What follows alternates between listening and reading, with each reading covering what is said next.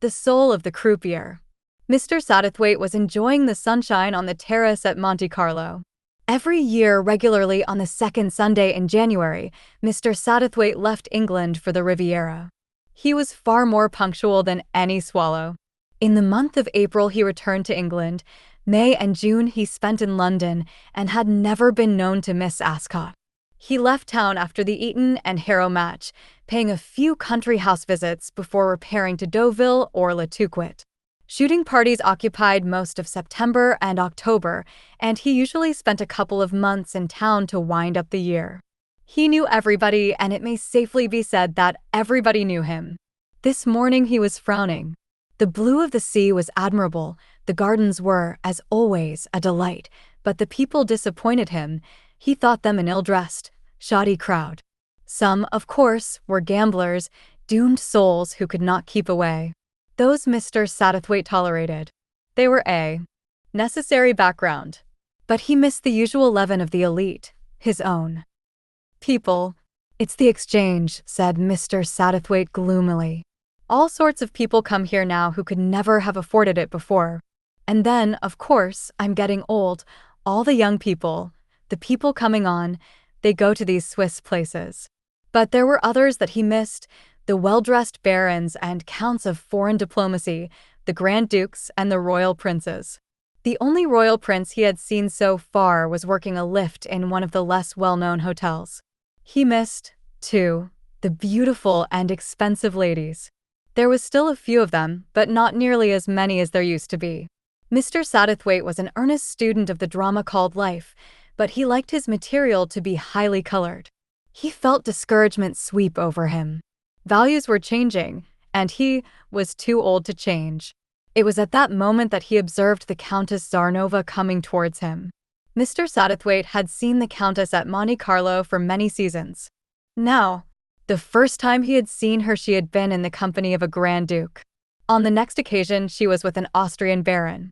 In successive years, her friends had been of Hebraic extraction, sallow men with hooked noses, wearing rather flamboyant jewelry. For the last year or two, she was much seen with very young men, almost boys. She was walking with a very young man now. Mr. Satterthwaite happened to know him, and he was sorry.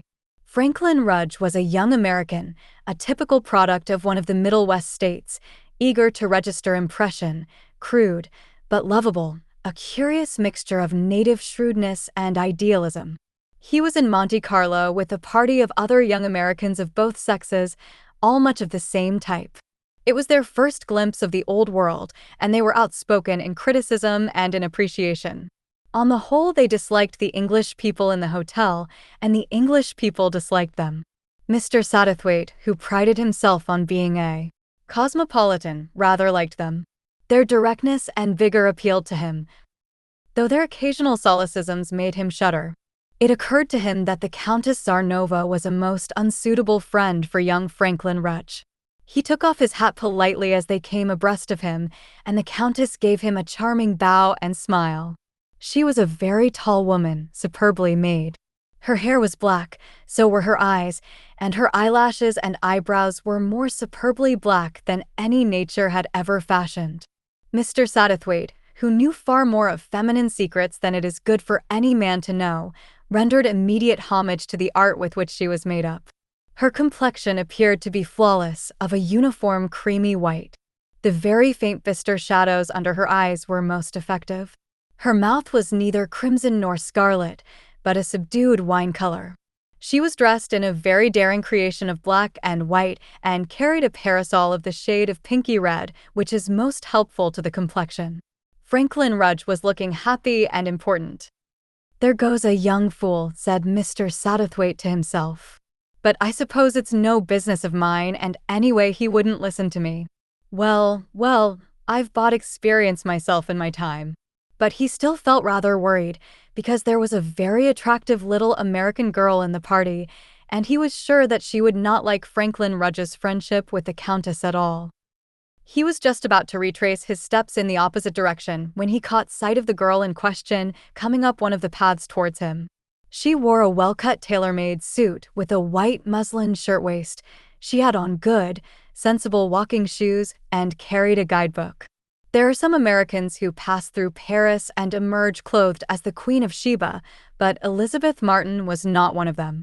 She was doing Europe in a stern, conscientious spirit. She had high ideas of culture and art, and she was anxious to get as much as possible for her limited store of money. It is doubtful if Mr. Satterthwaite thought of her as either cultured or artistic. To him she merely appeared very young. "Good morning, Mr. Satterthwaite," said Elizabeth. "Have you seen Franklin, Mr. Rudge, anywhere about?" "I saw him just a few minutes ago." "With his friend the Countess, I suppose," said the girl sharply. With the Countess, yes," admitted Mr. Satterthwaite. "That Countess of his doesn't cut any ice with me," said the girl in a rather high, shrill voice. "Franklin's just crazy about her." "Why, I can't think." "She's got a very charming manner, I believe," said Mr. Satterthwaite cautiously. "Do you know her?" "Slightly." "I'm right down worried about Franklin," said Miss Martin. "That boy's got a lot of sense as a rule. You'd never think he'd fall for this sort of siren stuff. And he won't hear a thing. He gets madder than a hornet if anyone tries to say a word to him." "Tell me, anyway, is she a real countess?" "I shouldn't like to say," said Mr. Satterthwaite. "She may be." "That's the real ha-ha English manner," said Elizabeth with signs of displeasure. "All I can say is that in Sargon Springs, that's our hometown, Mr. Satterthwaite, that countess would look a mighty queer bird." Mr. Satterthwaite thought it possible. He forebore to point out that they were not in Sargon Springs, but in the Principality of Monaco, where the Countess happened to synchronize with her environment a great deal better than Miss Martin did. He made no answer, and Elizabeth went on towards the casino. Mr. Satterthwaite sat on a seat in the sun and was presently joined by Franklin Rudge. Rudge was full of enthusiasm. "I'm enjoying myself," he announced with naive enthusiasm. "Yes, sir. This is what I call seeing life, rather a different kind of life from what we have in the States." The elder man turned a thoughtful face to him. "Life is lived very much the same everywhere," he said rather wearily. "It wears different clothes, that's all." Franklin Rudge stared. "I don't get you." "No," said Mr. Satterthwaite. "That's because you've got a long way to travel yet. But I apologize. No elderly man should permit himself to get into the habit of preaching." "Oh, that's all right." Rudge laughed, displaying the beautiful teeth of all his countrymen. "I don't say, mind you, that I'm not disappointed in the casino. I thought the gambling would be different, something much more feverish. It seems just rather dull and sordid to me. Gambling is life and death to the gambler, but it has no great spectacular value," said Mr. Satterthwaite. "It is more exciting to read about than to see." The young man nodded his agreement. "You're by way of being rather a big bug socially, aren't you?" he asked with a diffident candor that made it impossible to take offense. "I mean, you know all the duchesses and earls and countesses and things." "A good many of them," said Mr. Satterthwaite. "And also the Jews and the Portuguese and the Greeks and the Argentines." Said Mr. Rudge. "I was just explaining," said Mr. Satterthwaite, "that I move in English society." Franklin Rudge meditated for a moment or two. "You know the Countess Zarnova, don't you?" he said at length. "Slightly," said Mr. Satterthwaite, making the same answer he had made to Elizabeth. "Now there's a woman whom it's been very interesting to meet. One's inclined to think that the aristocracy of Europe is played out and effete. That may be true of the men, but the women are different. Isn't it a pleasure to meet an exquisite creature like the Countess? Witty, charming, intelligent, generations of civilization behind her, an aristocrat to her fingertips." "Is she?" asked Mr. Satterthwaite. "Well, isn't she? You know what her family are." "No," said Mr. Satterthwaite. "I'm afraid I know very little about her." "She was a Radzinski," explained Franklin Rudge. "One of the oldest families in Hungary. She's had the most extraordinary life. You know that great rope of pearls she wears?" Mr. Satterthwaite nodded. "That was given her by the King of Bosnia. She smuggled some secret papers out of the kingdom for him." "I heard," said Mr. Satterthwaite, "that the pearls had been given her by the King of Bosnia."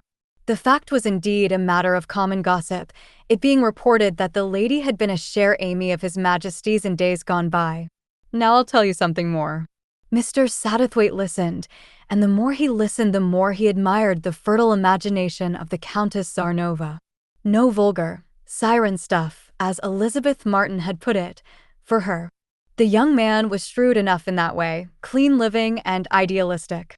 No, the Countess moved austerely through a labyrinth of diplomatic intrigues. She had enemies, detractors, naturally.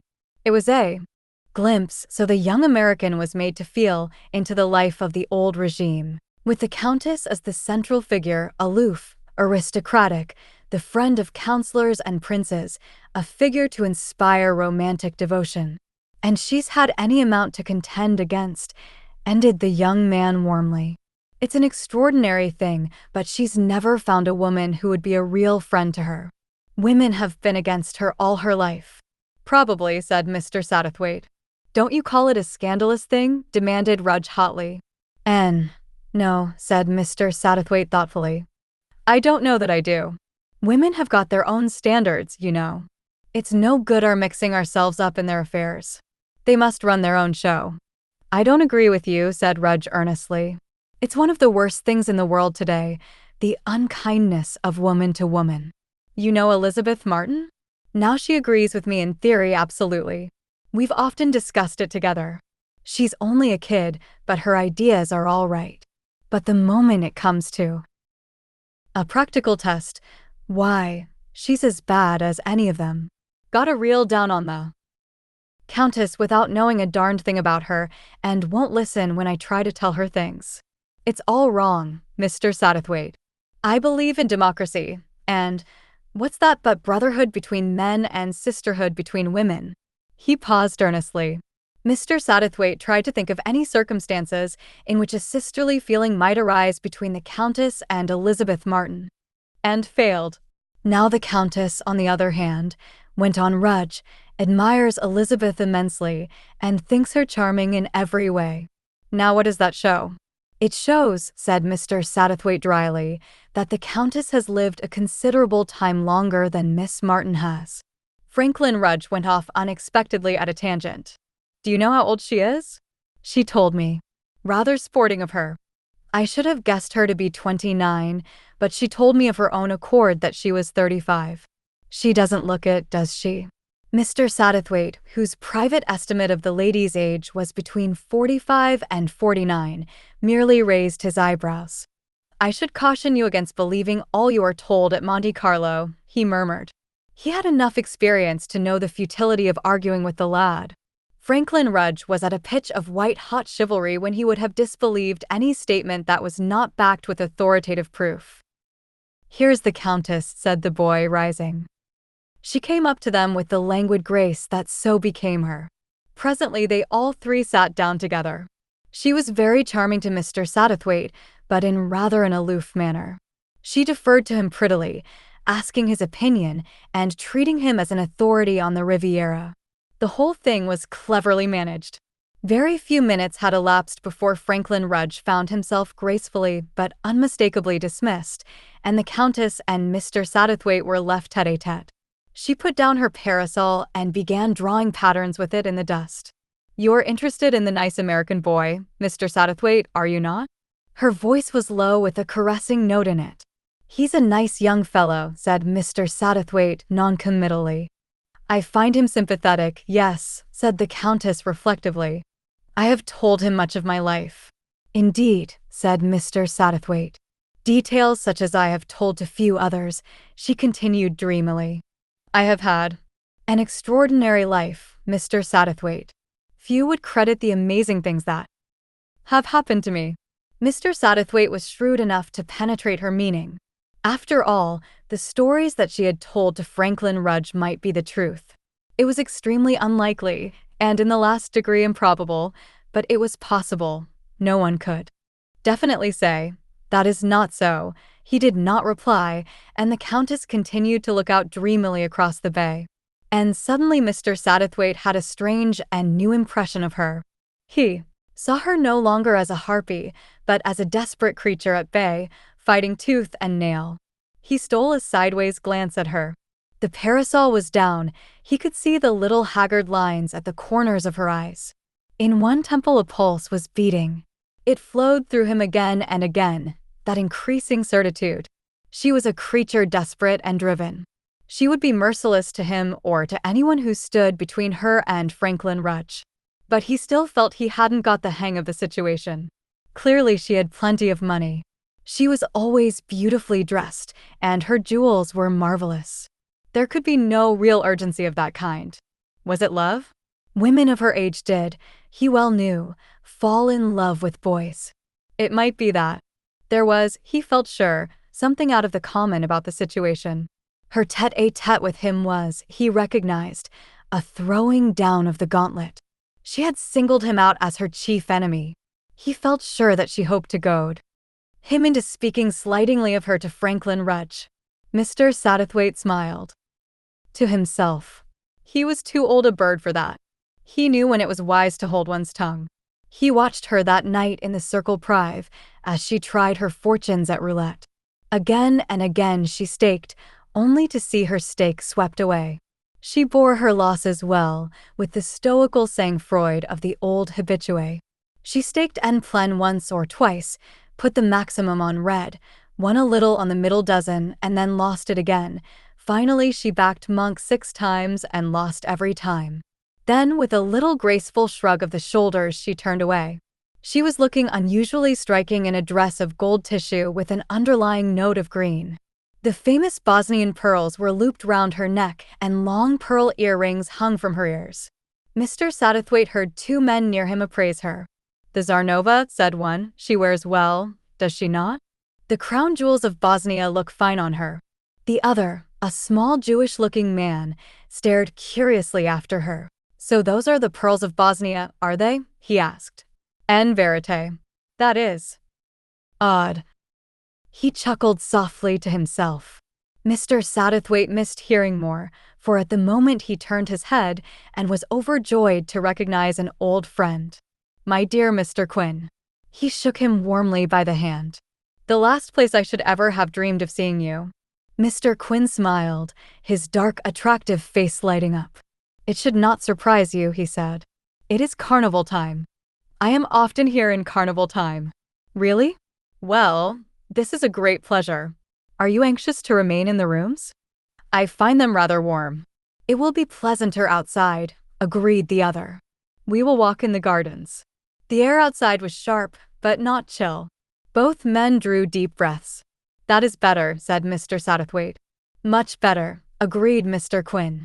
"And we can talk freely. I am sure that there is much that you want to tell me." "There is indeed." Speaking eagerly, Mr. Satterthwaite unfolded his perplexities. As usual, he took pride in his power of conveying atmosphere. The Countess, young Franklin, uncompromising Elizabeth, he sketched them all in with a deft touch. "You have changed since I first knew you," said Mr. Quin, smiling, when the recital was over. "In what way?" "You were content then to look on at the drama that life offered. Now, you want to take part, to act." "It is true," confessed Mr. Satterthwaite. "But in this case I do not know what to do. It is all very perplexing. Perhaps," he hesitated, "perhaps you will help me?" "With pleasure," said Mr. Quin. "We will see what we can do." Mr. Satterthwaite had an odd sense of comfort and reliance. The following day he introduced Franklin Rudge and Elizabeth Martin to his friend Mr. Harley Quin. He was pleased to see that they got on together. The Countess was not mentioned, but at lunchtime he heard news that aroused his attention. "Mirabelle is arriving in Monty this evening," he confided excitedly to Mr. Quin.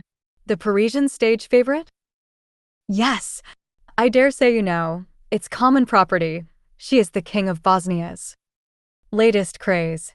He has showered jewels on her, I believe.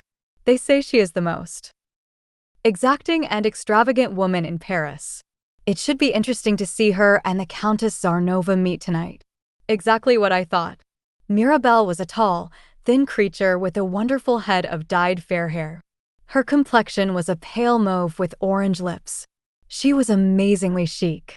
She was dressed in something that looked like a glorified bird of paradise, and she wore chains of jewels hanging down her bare back. A heavy bracelet set with immense diamonds clasped her left ankle.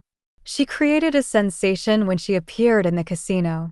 "Your friend the Countess will have a difficulty in outdoing this," murmured Mr. Quin in Mr. Satterthwaite's ear. The latter nodded. He was curious to see how the Countess comported herself. She came late, and a low murmur ran round as she walked unconcernedly to one of the center roulette tables. She was dressed in white, a mere straight slip of Marrakein, such as a debutante might have worn, and her gleaming white neck and arms were unadorned. She wore not a single jewel. "It is clever, that," said Mr. Satterthwaite with instant approval. "She disdains rivalry and turns the tables on her adversary." He himself walked over and stood by the table. From time to time he amused himself by placing a stake. Sometimes he won, more often he lost.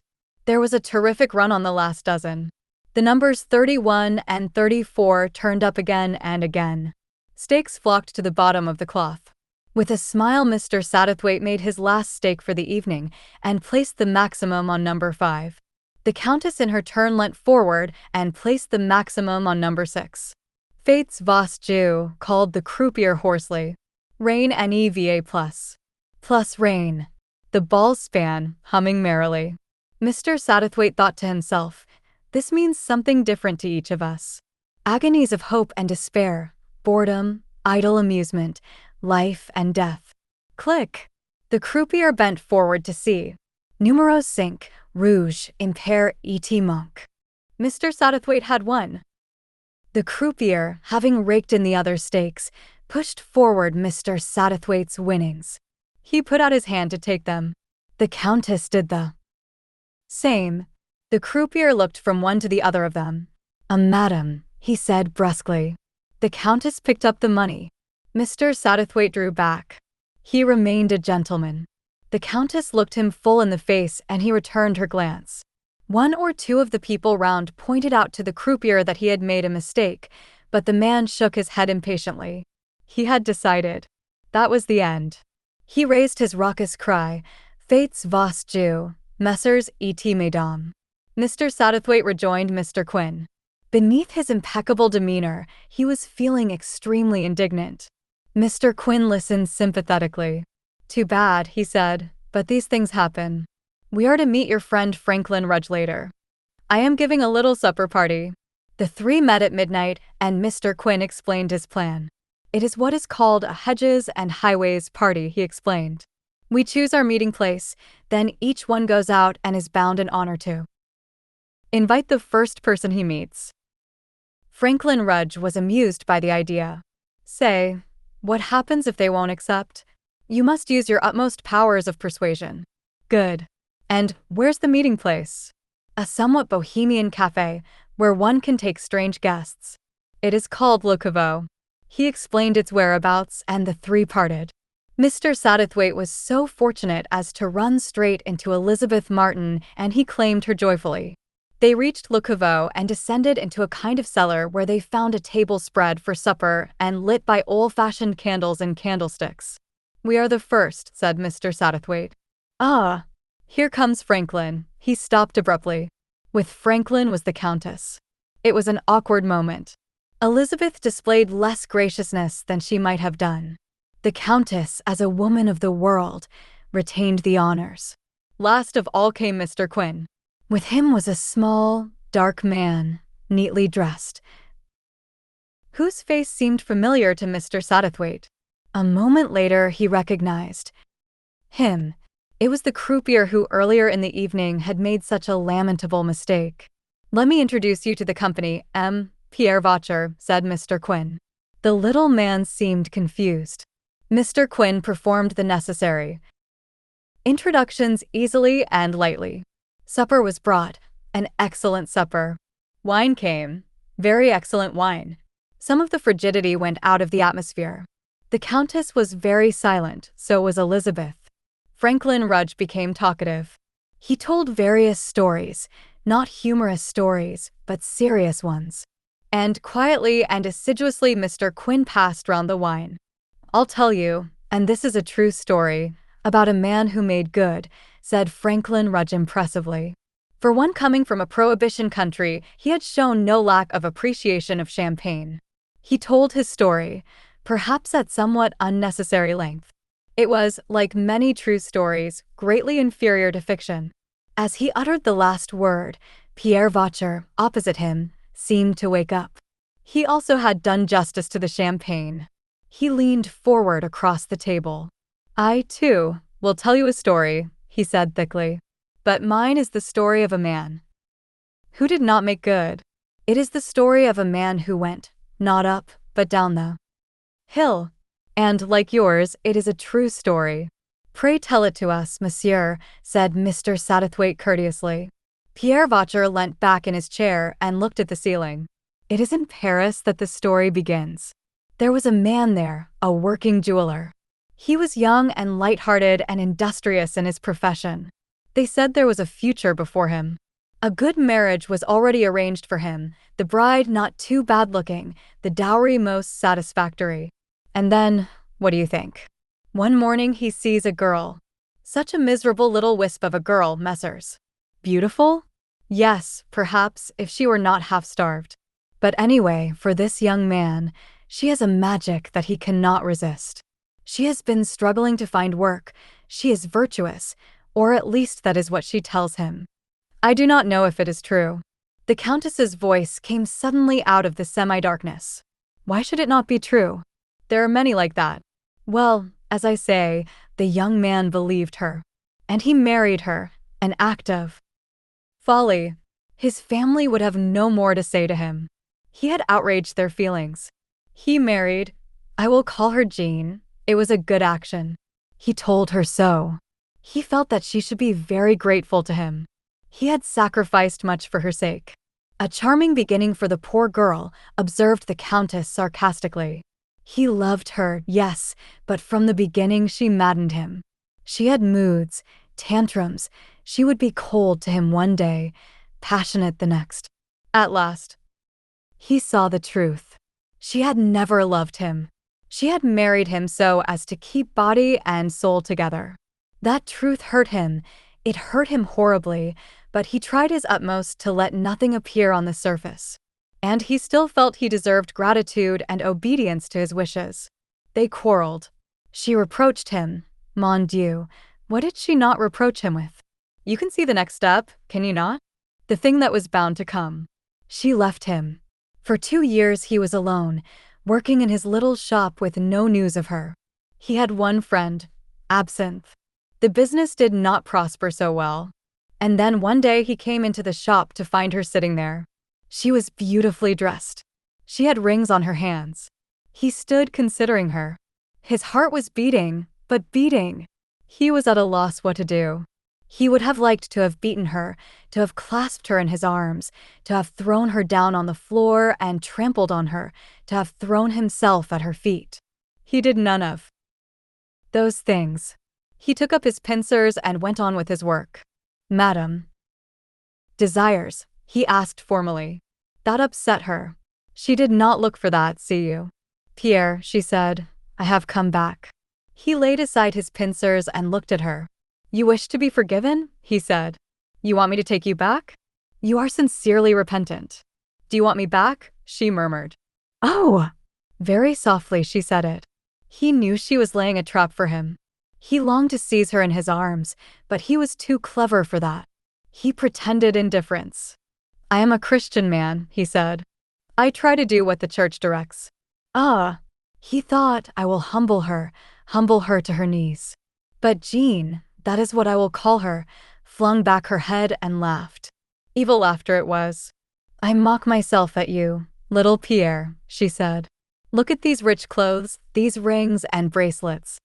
I came to show myself to you. I thought I would make you take me in your arms, and when you did so, then I would spit in your face and tell you how I hated you." And on that she went out of the shop. Can you believe, messrs, that a woman could be as evil as all that, to come back only to torment me?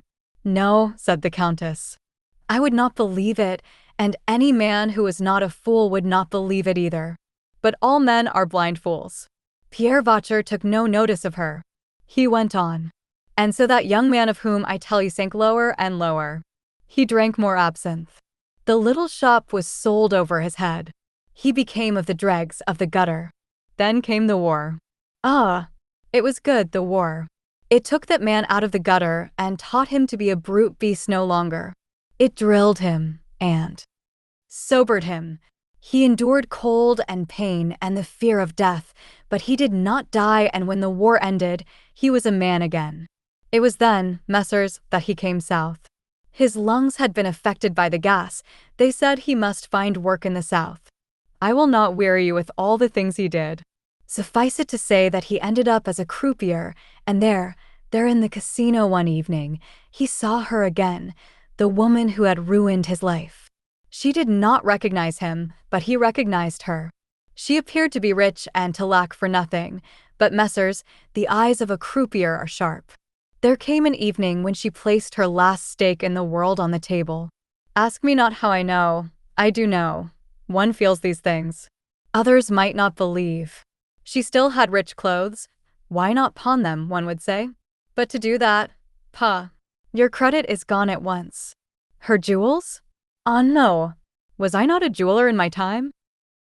Long ago the real jewels have gone. The pearls of a king are sold one by one, are replaced with false. And meantime one must eat and pay one's hotel bill. Yes, and the rich men, well, they have seen one about for many years. They say, she is over 50.